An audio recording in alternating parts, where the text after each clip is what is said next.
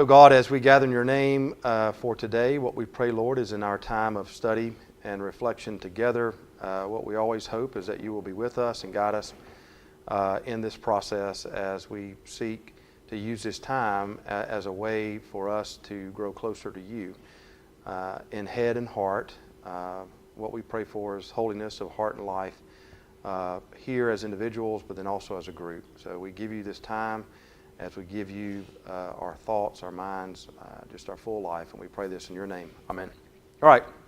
So chapter 17, 18, and 19, just kind of to reorient us again, we're looking at attributes of God. And even though each chapter will focus on a single attribute, the idea is to see all the attributes together as one, or as just as a collective whole. Tozer warns us all throughout the book that just for teaching's sake or for learning, we will dial in on a single one, but we always have to remind ourselves that we're just looking at an aspect of the nature of God, and it needs to be held in conjunction with all the others. Attributes by nature are what God has revealed to us. And so there's always maybe an asterisk or a thought that this is not to fully understand God is more than just the attributes. But to some degree, since God is on the creator side of the ledger and we are on the creation side of the ledger, there's always going to be a limit to what the creation can understand when it comes to the creator. It's not equal. And so thankfully God has revealed himself, and in the process of that, what we see and reflect and understand are what we call attributes. Now chapters 17, 18, and 19 deal with attributes that are, they deal with justice, they deal with mercy, and they deal with grace. And Tozer, in my opinion, sort of just touches maybe the surface. They're not very lengthy chapters by any stretch, but yet each one of these topics you could write a PhD dissertation on if you want to. Here's what I think the best way to approach this. This is not in the chapters, but I want us to go back and think about Old Testament for a minute, particularly around the idea of Exodus. So, all right, so let's just kind of take a minute, put our brains in reverse back into the Old Testament. So you have the patriarchs that show up in the book of Genesis, and then Joseph is sold into slavery. Eventually there's reconciliation that takes place between Joseph and his brothers, but in the process of a famine, the Hebrews moved south to Exodus, right? That's what we know about the beginning of the book of Exodus. They are there for centuries. And in the process of that, even though they were received in pretty good footing over time, what the beginning of the book of Exodus tells us is that there's a change in leadership to where there's a Pharaoh who does not remember Joseph, is not familiar with the history of the relationship between the Hebrews and the Egyptians. And in the process of all that, the Hebrews are enslaved. All right, so that's Exodus chapter 1. At some point, Moses enters into the scene, or on the scene, and under the direction of Moses, God uses Moses in a way that leads the children of Israel, the Hebrews, out of enslavement. And they say, if this is Egypt, and then you kind of go up here into Israel, this is the Med. They come out, and Promised Land is Canaan. This is, but instead of just going straight up, they end up going around. All right. Now this takes a long time. You like the map? Yeah, it's pretty good. Yeah. So yeah, Egypt, Israel, right? So down here is the mountain. All right, somewhere in the desert area. All right, and so Moses leads them out up on a mountain, and this is chapter 19. He actually goes up 7 different times. Some of y'all might remember that from the time we looked at the book of Exodus. The first 3 have to do with God giving Moses instructions. And part of what comes out of the instructions is that in these first 3 trips up and down, the Hebrews and God choose each other. I mean, this is like a formal marriage. It's a formal covenant. That's in the beginning of chapter 19. And there's that piece where it talks about, I'll be your God, you will be my people, you'll be a treasure. I mean, it's a full lengthy list of a handful of verses. But in official capacity, like a marriage or a covenant, they choose each other. And so this is the first 3 trips that they go up and down the mountain. On the 4th trip, what you have is God gives them some aid, some help, because he knows that they're going to be traveling into this new place, Canaan, and they need to know what it's like to live as being exclusively in this covenant with Yahweh, Jehovah. What God gives them are the 10 Commandments. And the 10 Commandments are foul lines. They're aids to help them to understand what life is going to be like inside of here. And so that's chapter 20. The first 4 commandments have to do with the people and with God. Commandment 5 through 10 have to do with what it's like in relationship with each other and the people around them. So there's a vertical and a horizontal aspect to the 10 Commandments. The 10 Commandments are gifts really from God, aids to help people live in a land that they do not know. All right? At some point, people break the covenant. Now, we know this as sin. They form a covenant. God helps them understand the covenant, gives them aid so they can keep the covenant. At some point after 1 and 2, they break the covenant. And what this does then is this introduces not just the idea of sin. I mean, actually, I think in the book of Exodus, I think sin might be mentioned 1 time before chapter 20. But I think it might not be mentioned at all. I have to go back and look at my notes. But it's mentioned after chapter 20, for sure. And what we discover about sin, now we're going to leave the book of Exodus. We're just going to look at the Old Testament as a whole. What we discover is that sin now has at least a 2-fold effect on the people. One of them, it separates. There's a breaking of the covenant, so it's a separation where God and the people were together, now they're not. There's separation. At the same time, and Paul does a good job with this language, particularly in like Colossians is a good example, and even in the book of Romans as well. Some of you, I think, are studying the book of Romans with John, or have studied either here. We did this a couple of years ago. But the people in general, particularly the Hebrews, are bound to sin. Sin has this. Have you ever walked walking on a path and you don't have your shoes on, and you step in something that's like mud? It goes all between your toes, right? I mean, it's sticky. It just coats itself to you. That's a good analogy of being bound to sin. So there's an official separation, which is a one-time deal. The relationship is broken. The covenant is broken. But then there's this lasting, muddy effect of where it just sort of flows into every aspect, and you get stuck to it.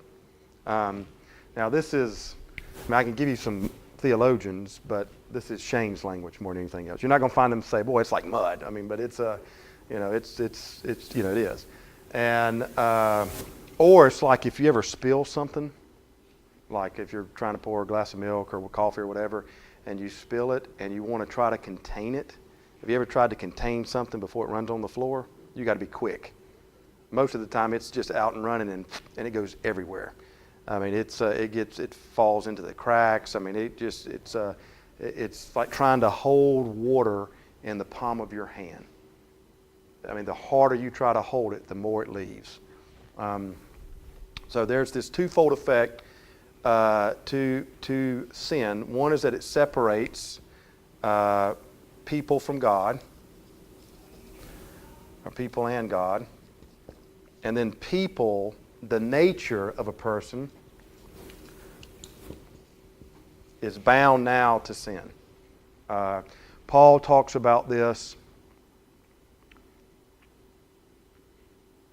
5, 6, and 7. Romans 5, 6, and 7. It just has its lasting effects. Now, what this does, this then puts God at a crossroads. Chose the people chose God, going to live in a covenant. Helps the people understand what it's like to live in the covenant. People make the mistake, God did not, but he's at a crossroads of what is he going to do with this? His justice, part of his nature, dictates judgment. Right, if you believe in justice, you have to believe in judgment. You cannot have justice without judgment. They go hand in hand. Now, and we're going to talk a little bit about justice, but I just want to give you this kind of this moral sort of timeline. So God could just write them off and say, you know what, you broke the covenant, I did not break it. In the Old Testament, now if you go back to Abraham's the best example. I think it's Abraham, someone who might have their Bible. I have mine here, I could look it up at the break. I'm going to guess maybe like 18, 19, or 20 in Genesis. There's this part where Abraham takes an animal and he splits it in two and he just leaves it out there. And he's waiting. This is actually an official covenant ceremony. And the way you sort of ink the deal is you would take an animal, normally a large animal like a lamb or a bull, and you would rip it in two, lay both sides out there, and then both parties would hold hands to each other. You would walk between the two animals and you would make a pledge to the other person. If I go back on my pledge, may this happen to me. All right? So that took place in individuals. Like if you made a covenant with a person, your neighbor or whatever, the way in the Old Testament, the way you would officially do that, or at least one of the highways that you would officially do it, is split the animal, both parties, you got witnesses around, but only the two parties that are making the covenant would walk between the animals, and they would publicly, declare their intentions to uphold whatever the agreement, was. And so there's this place in Genesis where Abraham splits the animal, and he's waiting, and he falls asleep. I mean, like the birds come and he shoos them off, and he's just waiting, and finally he falls asleep. Well, then he wakes up because he sees this pot of fire walking between the animals. That's God sealing the deal on the covenant. And so God did not go back, did not break the covenant. The people did. God basically should just write them off or just annihilate them, turn them into a parking lot, because that's what they pledged, right? May I be like this animal that's split in two if I violate the covenant. God did not violate the covenant. They did violate the covenant. So it puts God at a crossroads. Now, justice requires judgment. What God gives, and this is fully in line with just and judgment, God gives mercy and grace. All right? Now, we know this chiefly with Jesus Christ. But we're going to talk about mercy because all three of these need some explanation. But I just want you to see the timeline. All right. So mercy and grace. Let me get rid of my beautiful map here. Somebody want to take a picture of this one? Y'all all good? All right. So we need to look and talk about what does mercy and grace do with God, and at the same time, what does it do with people? So 7, we're just making a list of things. 7 will deal with mercy, and then grace will be number 8. All right, so any questions about this is just Old Testament and New Testament theology? Basic. Sure, go ahead. What's that? Genesis 15. So I was off by a little bit. All right, so Genesis 15 is the passage where Abraham and God seal the deal officially.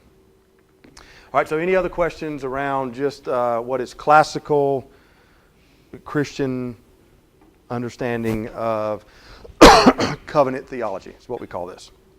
All good? Hopefully this is not the first time you've heard it.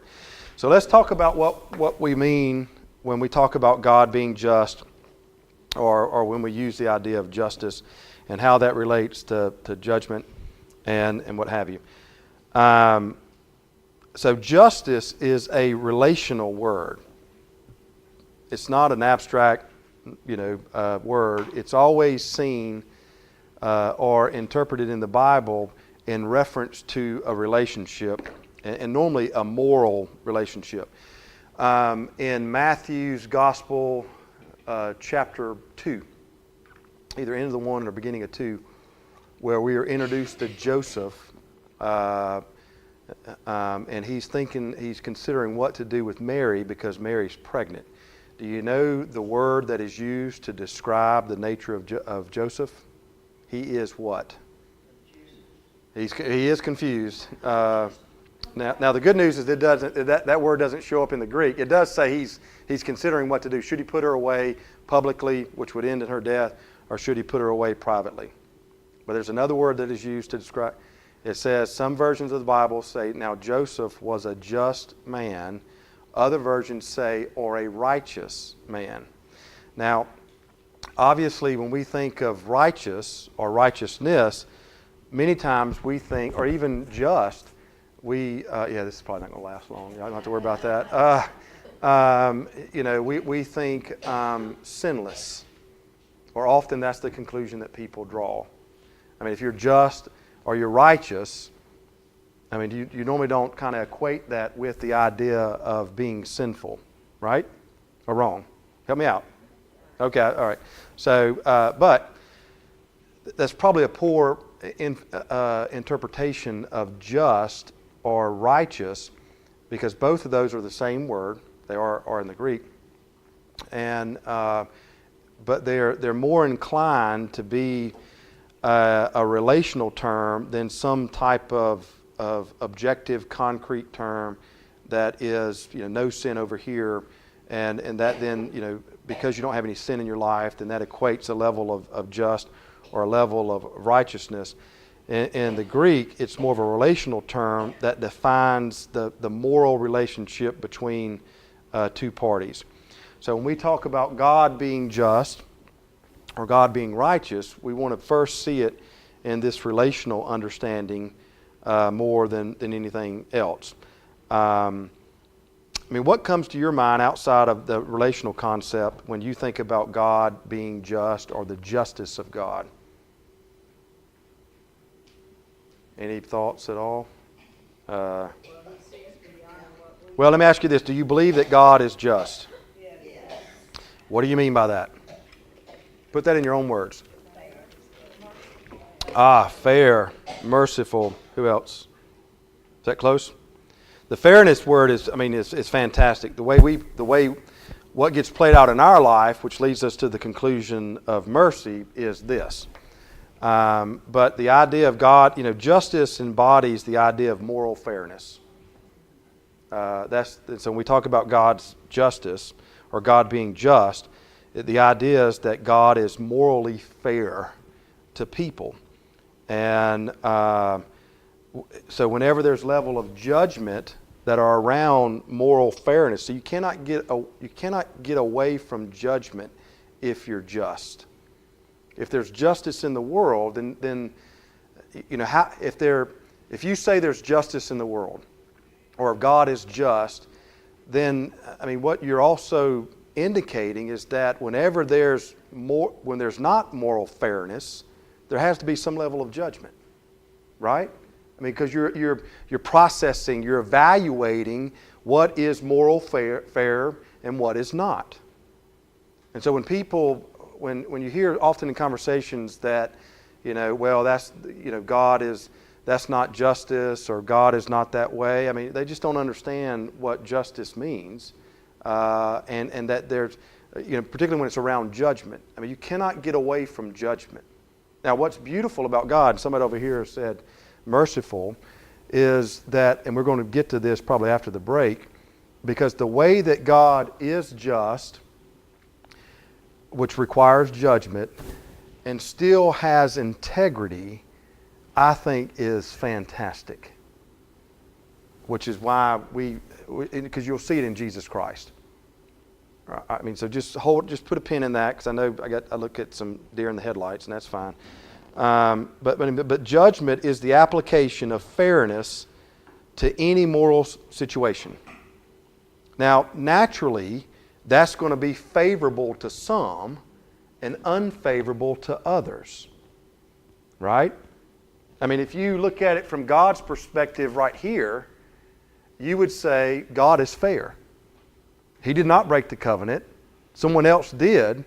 And so, I mean, God to act in terms of justice, He is being fair. But now if you're the one who broke the covenant, maybe not so much. Right? Yeah, exactly right. Yeah, I don't want fairness. I don't want this level of moral fairness. I want a free pass. But so when you look at the Old Testament, and you see this in the prophets, the major prophets, the minor prophets, you see it to some degree in the historicals, like your Samuels, your Kings, your Chronicles, where you find that people habitually broke the covenant, and yet because God's nature is one of justice, that does require judgment. The fact that God allows, or God gives mercy, or gives grace, and often that shows up in language of remnant. That people aren't just wiped out in general. It is all of us should just bow down on our knees and just give thanks to God, because what should happen in moral fairness is that annihilation. The fact that it's not speaks volumes to God's grace and mercy. Because if you apply any level of moral fairness with integrity, which leads to judgment, where one person does not break the covenant, but the other person breaks the covenant, then what is morally fair is for the person to receive what they pledged. If I go back on my word, may this happen to me. Well, what was it? It's an animal that split in two. And we don't like that. I mean, I don't like it. Maybe you like it. I don't know. I mean, I don't like it. I'm the one that says whenever I've broken the covenant, I don't want moral fairness. That's exactly right. I want a free pass.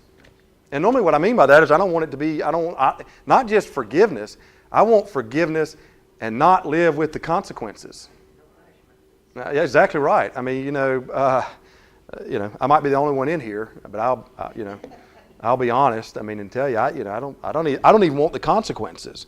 The fact that there is not just forgiveness and mercy and grace, but often mercy and grace, and then at the same time, God walks through, even with the consequences, is just over and above how good God is. Let me just stop for a minute and just make sure we sort of understand the whole idea of justice and how that's tied to judgment, and how that because there's an application of moral fairness to any moral situation, it's going to be received favorably by some and unfavorably by another, depending on what side of the covenant you are on. Right?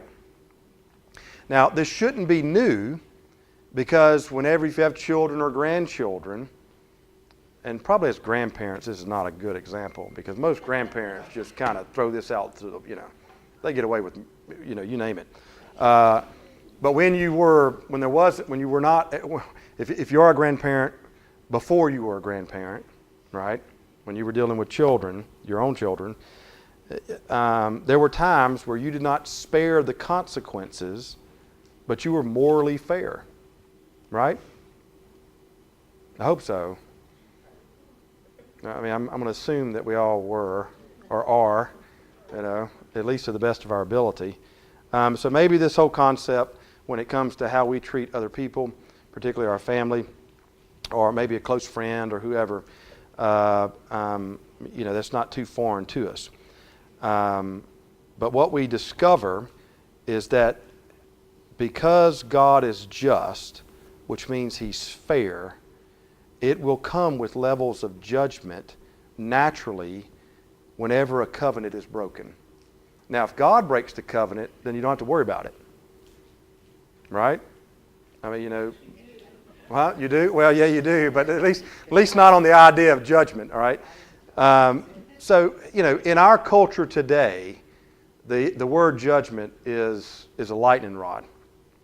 All right? And I'm not talking about a social, just anything. It's you could pick any topic, particularly if it is tied to any level of morality. And when people, say there should not be any level of judgment, whether it be from a person or whether it be even from God, that is not a good interpretation of understanding about God's justice. Okay? God chooses to be merciful. Now we haven't looked at God's answer to the judgment.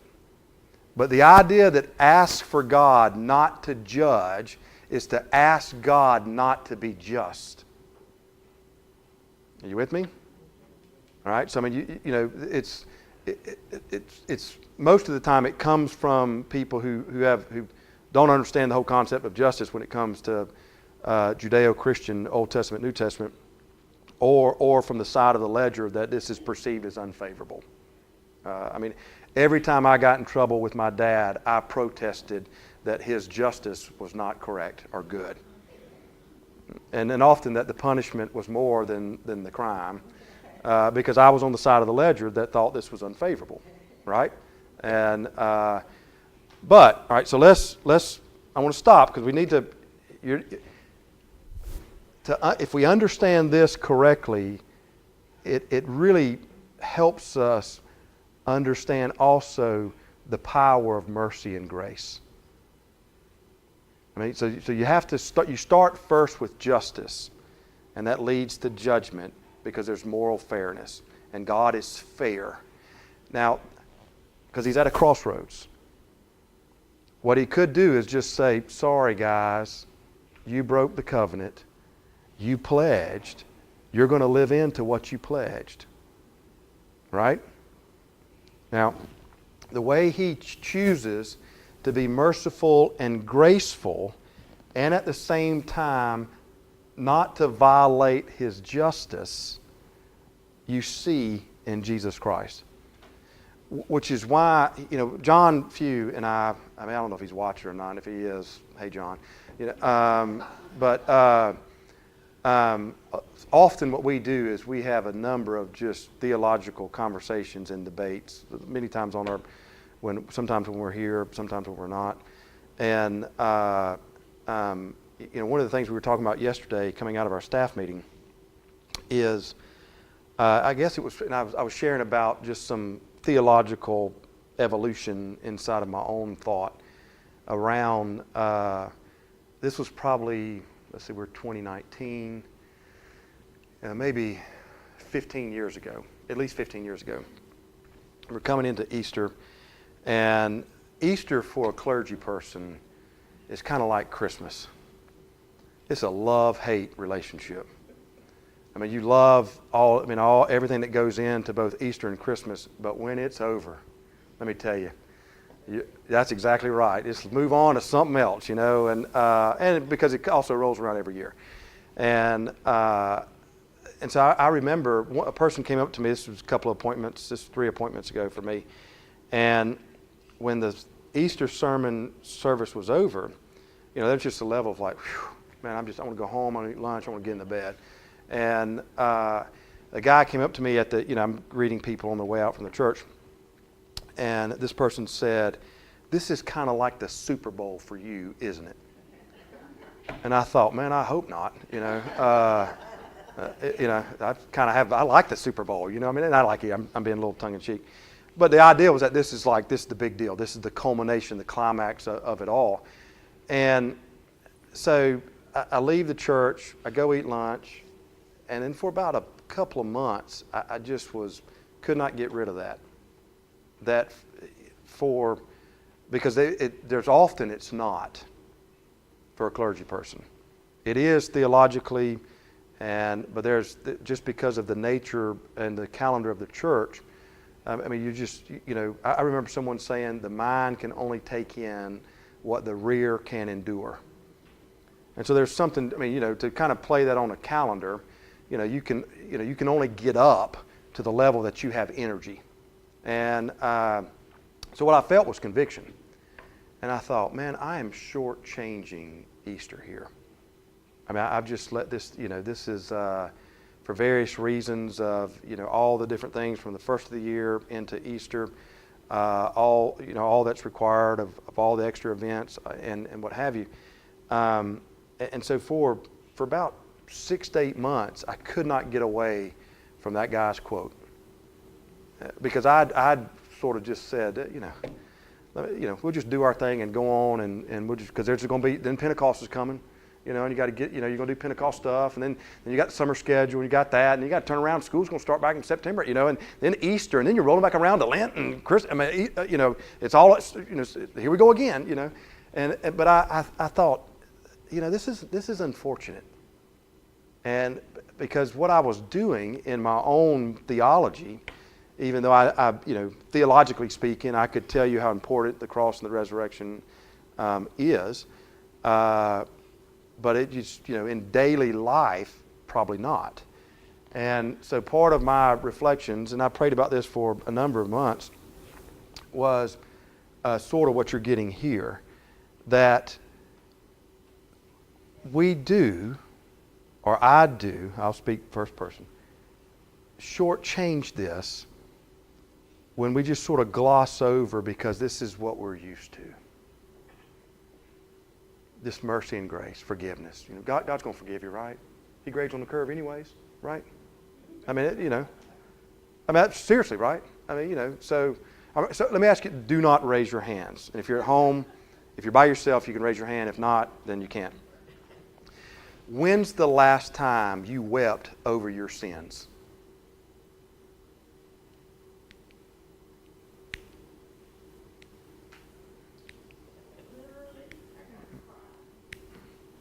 I'm just asking a question. Whether or not this applies to anybody in this room, I'm talking to the camera. When's the last time, whether it's not actual weeping or not, you were broken because of your sins? Probably been a long time.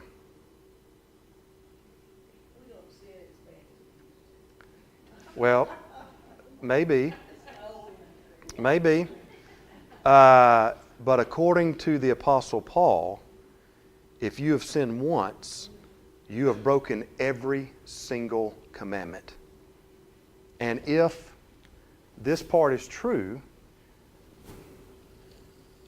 if the fact that there really is separation from God with a single sin, okay, violation of the covenant. So the little white lie that you're going to tell later on this afternoon, it actually does break a commandment. I know we don't like to hear that, but it does. When you purposefully know that you are not telling the truth, how is that not a lie? I mean, now we can justify it because, well, I don't want to hurt somebody's feelings. No, the bottom line is you just don't want to tell the truth because it's easier not to do it. I mean, take anything, okay? Take out gossiping. I just pray for this guy. Y'all need to pray for Shane, I mean, you know why? Well, is that really the reason why you want to pray for Shane? Or is it just because you're eating lunch and this is just our common practice? I'm talking about, I can put ministers in here, It's amazing. Clergy, they're not any cleaner. They're not. I mean, it is what it is because it's part of human nature. But if sin really does separate us from God and then puts us in a default setting where we're then glued to it, I mean, where probably there was a time where there was great levels of brokenness when someone has sinned. But then if you do it often, before long, you just, It's really not that big. It's not a big sin. I mean, I didn't kill anybody. Or I'm not like this person. And what we want is just kind of somewhere in the middle. We don't want to be the Jesus freak or the holy roller, but we don't want to be the worst person in the world. So if we can be in the herd, we feel better. That's just human nature, all right? And over time, we lose track of the fact that it really does separate us from God. And there's something about our nature that is bound, that is, all right, so when I mean bound, bondage, tied to it, chained to it.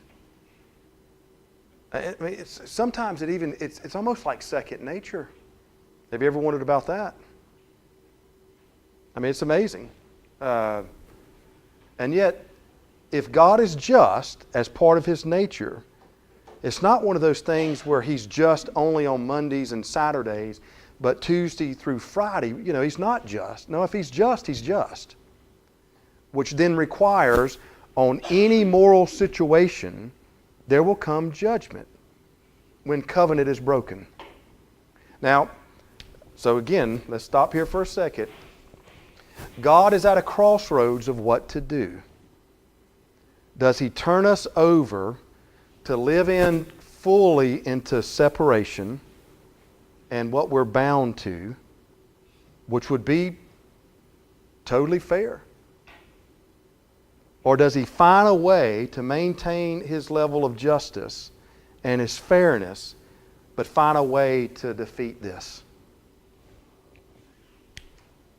That's the thoughts that you have when you take your break. And then we'll come back.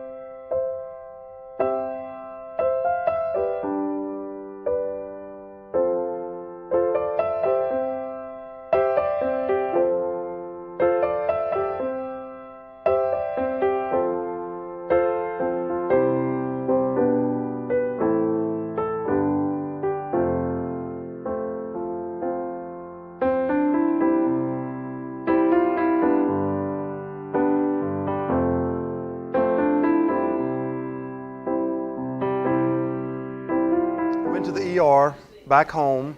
Talked to her yesterday. Thinks she's turned the corner. Her words, yeah. Her words were she thinks she's turned the corner. But it's just had a rough go on the healing side of the surgery. Had an infection, and just trying to get all that squared away. No, so. Sally White.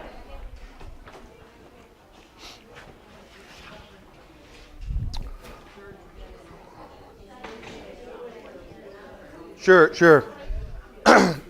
So someone asked about Sally. Sally, you might remember a number of weeks ago, had surgery. A little bit of a complication in the recovery side with an infection.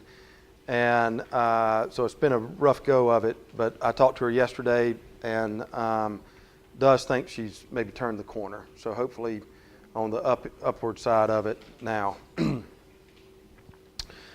right. So, and if you need to see the refreshment list, someone asked about that earlier. We have that.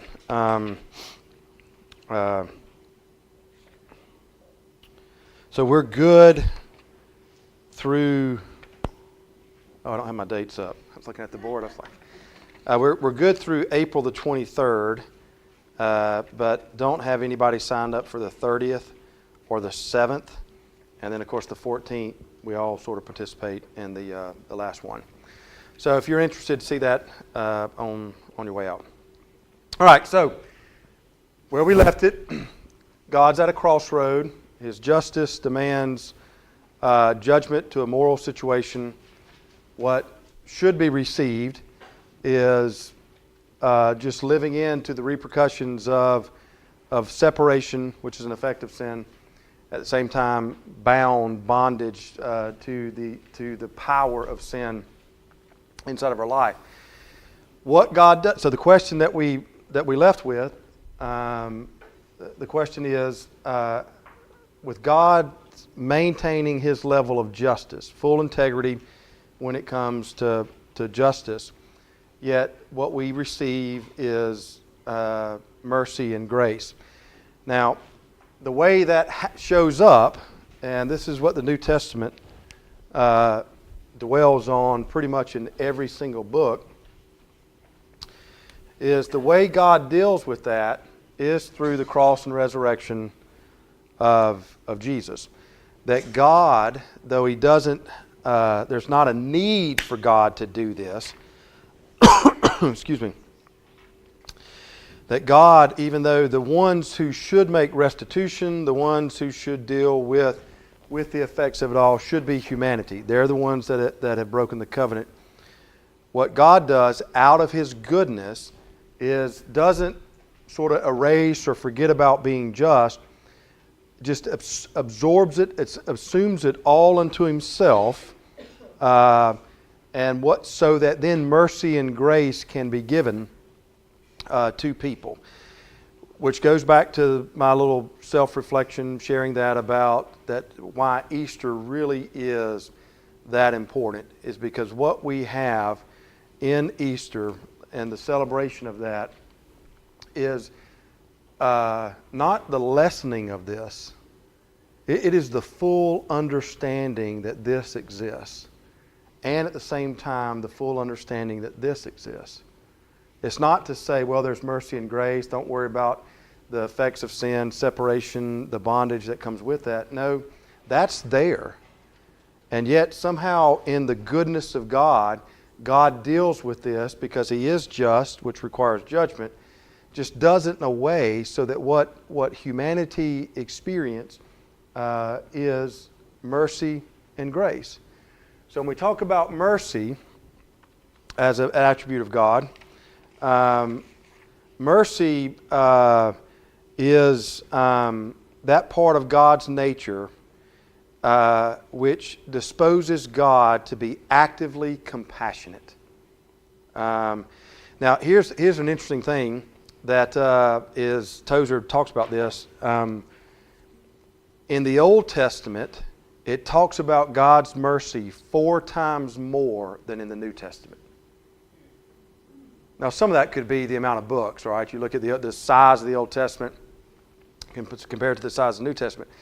But many people assume that the Old Testament really has nothing to do with mercy. It has everything to do with justice and judgment. I mean, because what it does in the Old Testament is it just doesn't hide this in theological terms. Does the Old Testament mercy, does that come because God has planned on It anticipates the cross and the resurrection. Paul, I think it's Paul, talks about this before the foundations of the world. So this is where it gets a little complicated because you have to understand that God sits outside of time and space.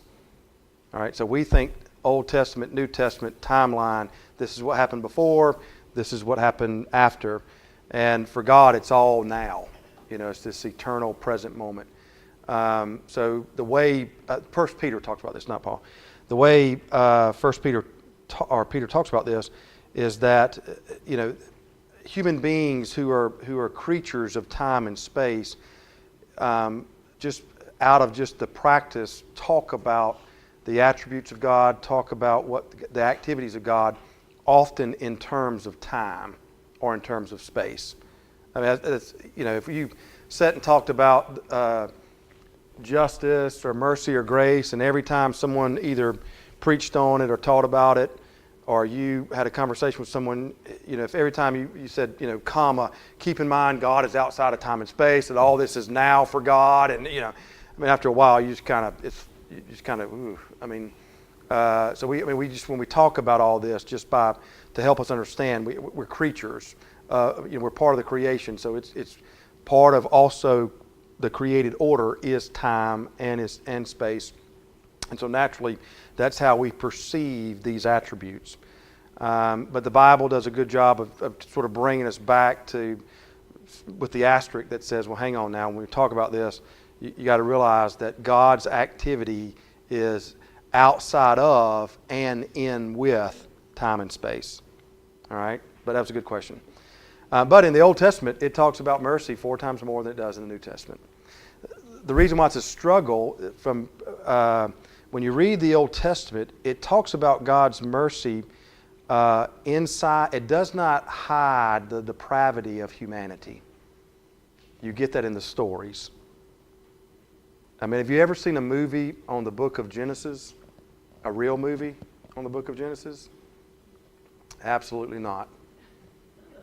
You couldn't get it out of production. There's not a movie theater in the world that would show it, because it would be too nasty and too graphic. Or even the historicals. Even when we look at a movie like King David, we clean it up. Goodness gracious. Go back and read the life and times of King David. It is not, I promise you, if there was a novel form of that, you would not let your children read it. Again, go back and read the Old Testament. You'll see that there's mercy all throughout the Old Testament. It talks about mercy all throughout the Old Testament. But what it doesn't do is it doesn't talk about mercy in theological terms the way the New Testament does. And the way Paul gets at it, remember you used to be this way, and then he talks about what you are now. What the Old Testament does, you used to be this way, and let me give you the commentary of what that looked like for about 5 chapters. And, so it just doesn't hide these two things. The effects of sin with separation, and at the same time, the bondage that occurs because of it. But in the Old Testament, 4 times more it talks about mercy than it does in the New Testament. But as judgment is God's justice confronting moral fairness, mercy is God's goodness confronting human suffering and guilt. So just kind of sit with that for a second. As judgment is God's justice confronting moral fairness, mercy is God's goodness, the goodness of God, confronting human suffering and guilt. So mercy is God's goodness addressing, number one, the effects of sin that deal with separation. Divine mercy is that part of God that it's the ointment to the wound, and what sinners receive is something that we know as forgiveness. Now, this to receive mercy doesn't mean or imply that the recipient of the mercy has no responsibilities.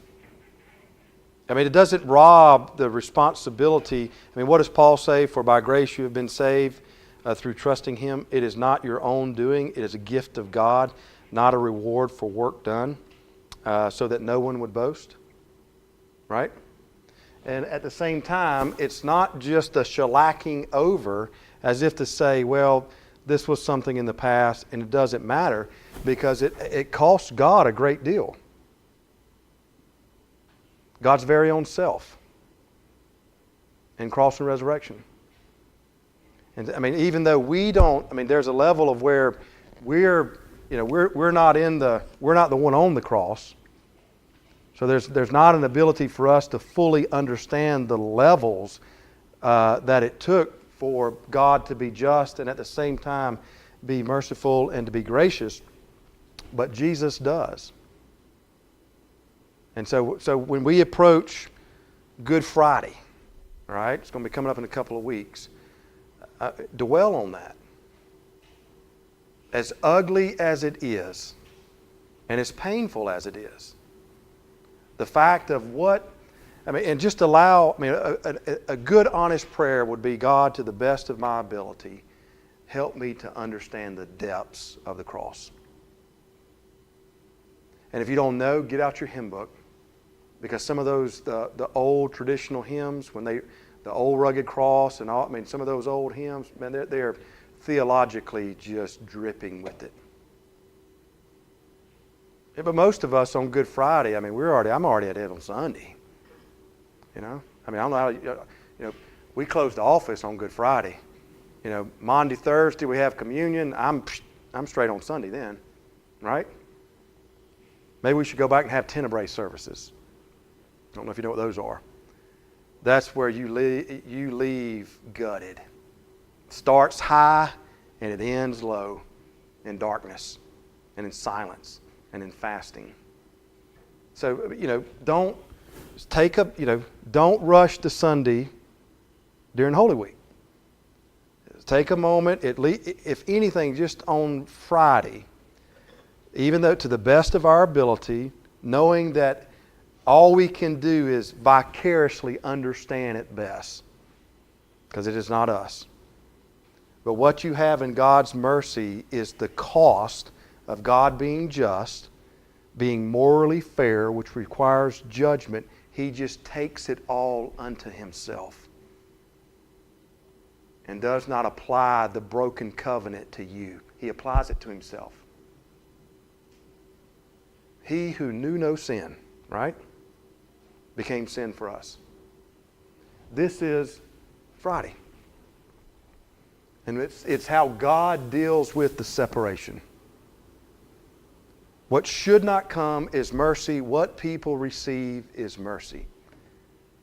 And He's dealing with the chasm that exists because of broken covenant.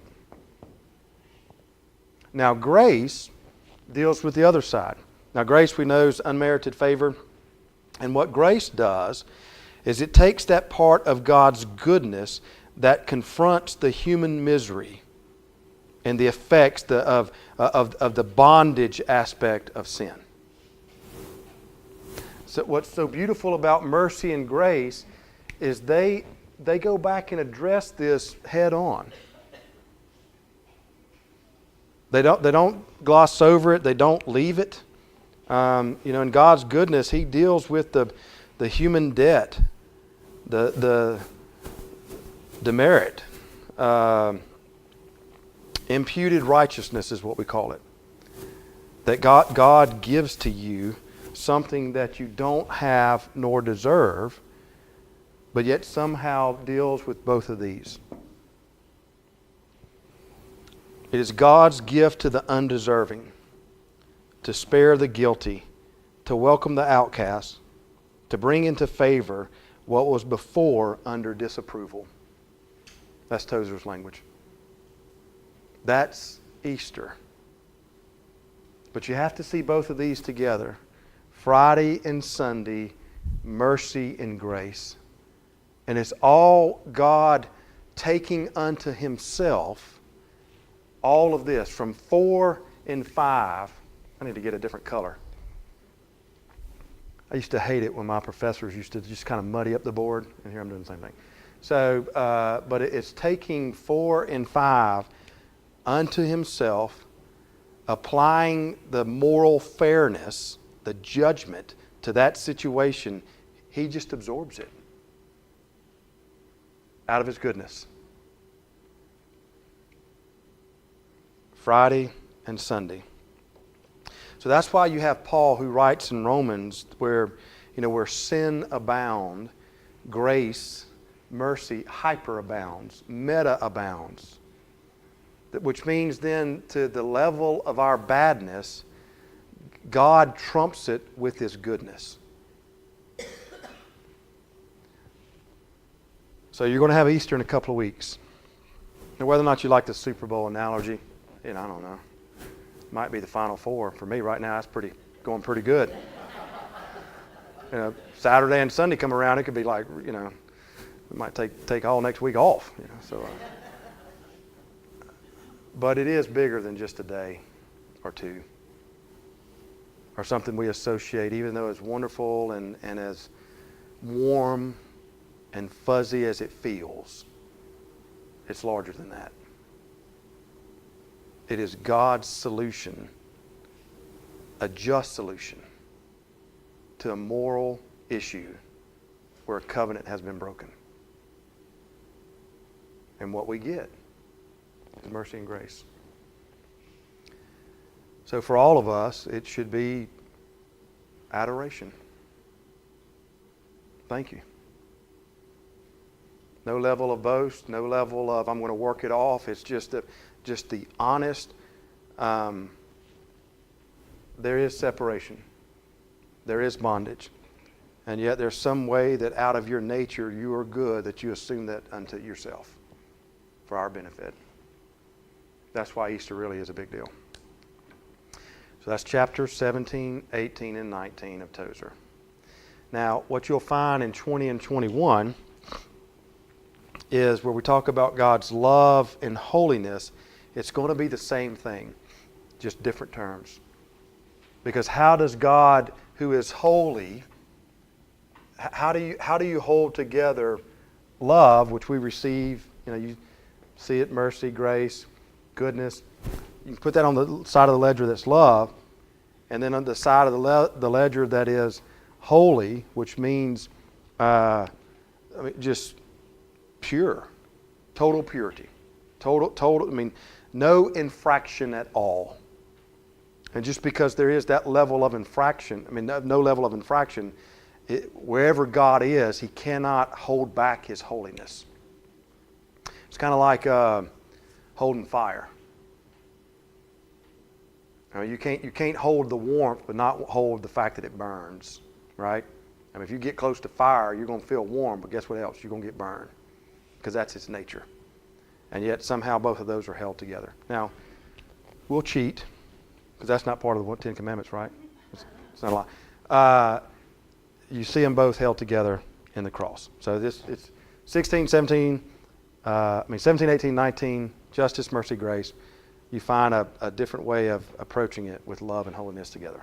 All right, so then we're going to wrap up Tozer, be done with him, put him to bed for a long time, and we'll pick up something else. All right, any comments, worries, questions, anything unclear? Separation because of sin. And then human suffering and guilt because, I'll write that out. Because of, and then goodness to human debt. Do what? It's not any better? Is that what you said? Yeah, exactly right. Yeah, now it is. Thank you. We fixed that one. Yeah. Right? Okay. Well, if there's anything else, if you want to see the refreshment list, also don't forget about the St. Paul for All. That really does help us. Part of what we'll, between now and April 28th is trying to make sure we can put everybody on the place of service that they want to be a part of. And that just helps us sort of with our planning as we get closer to the 28th.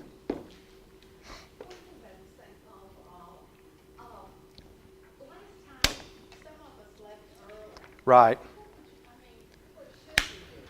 The day is devoted to missions, all right? So some mission opportunities just they require more work, more activity, and some of them are off campus, some of them are on campus.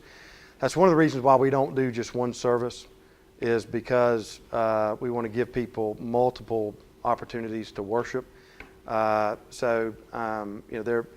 If people want to serve and they're serving in a place that does require sort of an early exit, and if you want to come to worship earlier, that's fine. But the day itself is not trying to pit worship against service. Just one time during the year, where as a church we want to team up with some of the partners that we're involved in, throughout the year, and it's just a way for all of us to serve together. So. Yeah, I mean that would probably be the easy. That would be the easiest thing. But for some people, getting up early, that alone is a pretty good deal. But if you have to pick and choose, I mean that on that particular day, I hope that you don't feel any level of anxiety around not being at worship or not. I mean the main goal is to serve, if all possible. But there's some people who can't, or it's not the right time for them to serve, and so we want it to be a typical Sunday for them. So it's not an either or at all. It's a both and, if that is able and a possibility. But it's service. What we say at St. Paul is that we exist to help people grow in their faith. That's everything we do. This is the reason. I mean, the reason why I have Bible study or have book studies, whatever, is because we think that in study, it'll eventually yield that they grow in faith. And so the way we try to help people grow in faith is we think it's important for them to have all throughout their life to experience multiple catalysts. One of them is disciplines. All right, study to be another one. One of them is service. And so we want people, ideally what we want is for people to kind of see it like you're being funneling down into something big, wide. If you've never served, then just try serving, whatever it may be. If you don't know where, try one of the ministries of the church. What we hope ultimately happens, people get to the point that says, yeah, I'm going to be involved in some of the ministries at the church, but I have my own ministry. All right? Now, it might be tied to St. Paul, but it might be that you're involved in a parachurch ministry or something in the community or around the world or whatever, because your faith dictates for you to serve. Now, whether that's here or whether that's there, we're not in the parsing game. But what we do want is for people to be servants. So we try to make it easy for people to serve because we think that's one of those catalysts that helps someone grow in their faith. Study. We have all kinds of studies here, but there are all kinds of studies all over the place. If we have to pick and choose, we want people to be. We want them to be a student, to be a disciple, a learner. We want them to be in worship. So I mean, there will be 5 or 6 catalysts that we do all throughout the year, multiple times, because we think that will yield where people learn to trust God, to see God in their life, to see God in the world, and that's an indication of faith maturation. So St. Paul for All is the dipping your toe in to an opportunity to serve for an afternoon. We hope that just generates more service going forward. It's kind of like priming the pump. But for some, it's not convenient, or maybe there might be limitations or what have you, and that's fine. That's A-okay. But worship's one too. So if you can come to early service, fantastic. But on that particular day, the main focus is to worship. To serve. There are 51 other Sundays to worship if you have to pick and choose, right? So, or you can worship online. You can watch it while you're serving. So, all right, go in peace. May the Lord be with you.